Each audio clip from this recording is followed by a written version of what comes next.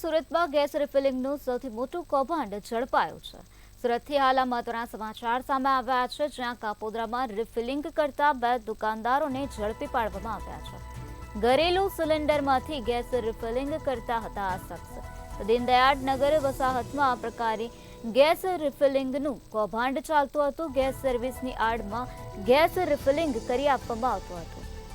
તો સુરતમાં આ પ્રકારે ગેસ રિફિલિંગનું મસ્ત મોટું કૌભાંડ ઝડપી પાડવામાં આવ્યું છે। કાપોદ્રામાં રિફિલિંગ કરતા 2 દુકાનદારો ઝડપાયા છે। દુકાનમાંથી ગેરકાયદેસર ગેસ રિફિલિંગ કૌભાંડ સામે આવ્યું છે, ત્યારે કાપોદ્રા પોલીસે આ 2 દુકાનદારોને ઝડપી પાડ્યા છે અને કાર્યવાહી હાથ ધરી છે। અલગ અલગ કંપનીના ગેસ રિફિલિંગ સિલિન્ડર, ખાલી સિલિન્ડર અને ગેસ રિફિલિંગ મશીન સહિત 30,000થી વધુ મુદ્દામાલ જપ્ત કરવામાં આવ્યો છે।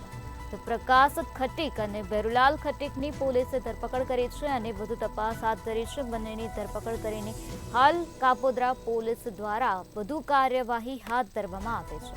આ પ્રકારે સુરતમાં ગેસ રિફિલિંગનું મસ્ત મોટું કૌભાંડ ચાલતું હતું, તે કૌભાંડને ઝડપી પાડવામાં આવ્યો છે અને આ સાથે 2 શખ્સોની અટકાયત પણ કરવામાં આવી છે। સુરતના કાપોદ્રા વિસ્તારમાં આ 2 દુકાનદારો ગેસ રિફિલિંગ કરતા ઝડપાઈ ગયા છે। ઘરેલું સિલિન્ડરમાંથી ગેસ રિફિલિંગ કરવામાં આવતું હતું।